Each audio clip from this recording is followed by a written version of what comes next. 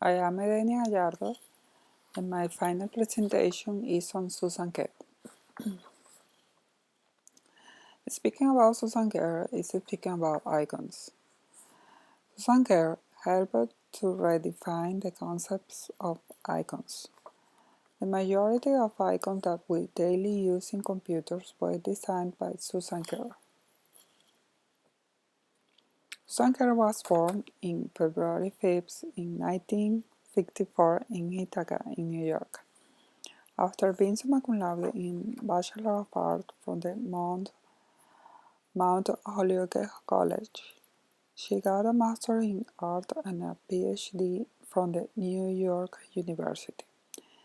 In 1982, she was working as a sculptor and eventually curator in San Francisco when she received the call that changed her life forever.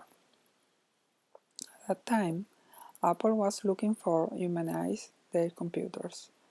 In other words, they wanted to give a smile to the Macintosh operating system and make it more friendly.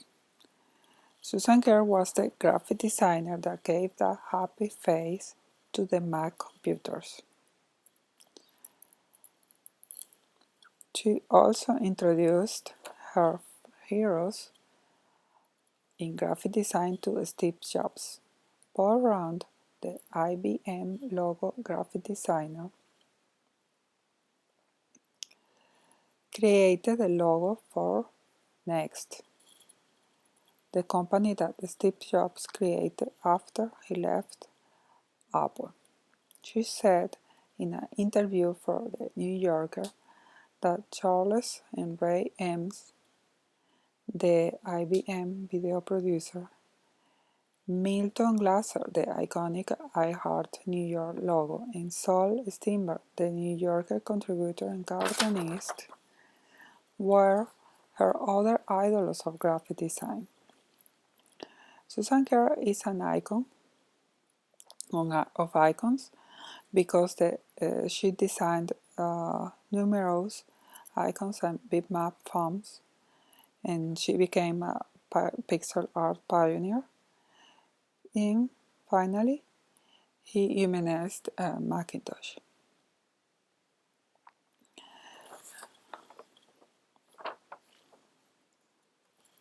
Susan Kare designed that disk icon that is regularly used to save documents in basic word processors in many other applications.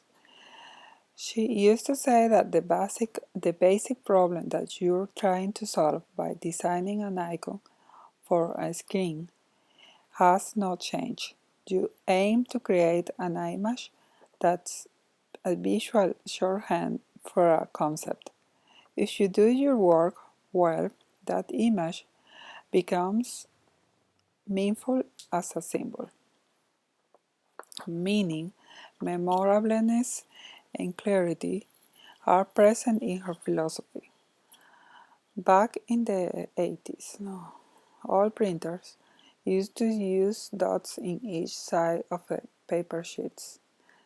She commented when reviewing her works that to remain in time, her design for the printing icon should have been made simpler, as removing the dots at each side of a paper sheet.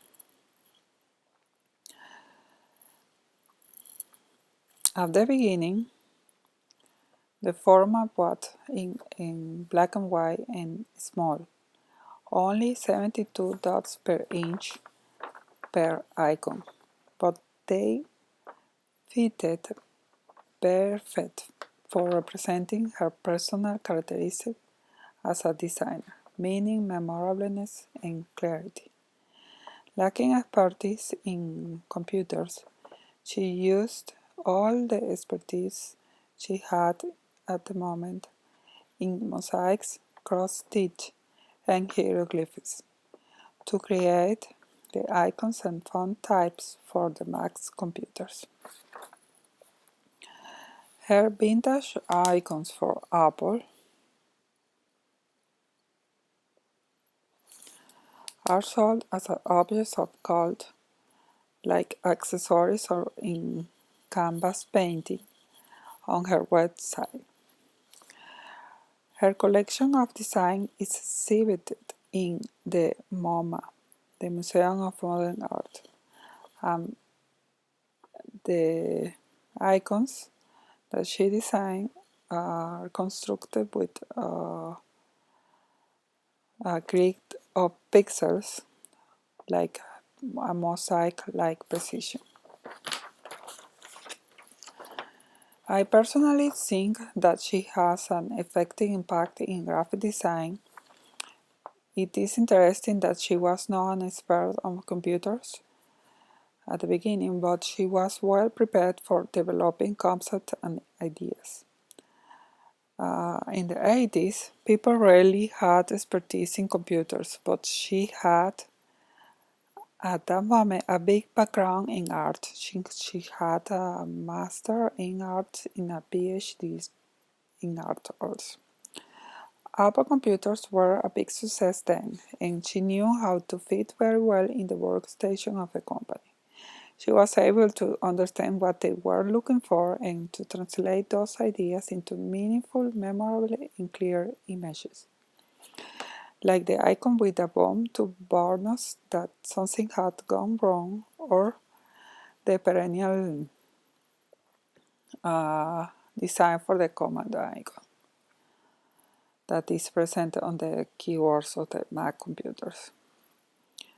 Learning about Susan Kare made me learn more about the graphic design and made me learn more about Paul Rand, the graphic designer, that she was as she was a fervent admirer of his work. She also admired the work of Milton Glaser, Saul Steinberg, and one of my favorite designers, Charles Eames. Susan Kare is an icon of icons. Her work for numerous companies is present in every computer. Her pixel art is seen as a pioneer work, and her work is exhibited even in museums. She gave a face to the Macintosh experience. Those 72 dots per inch are part of the history of computers.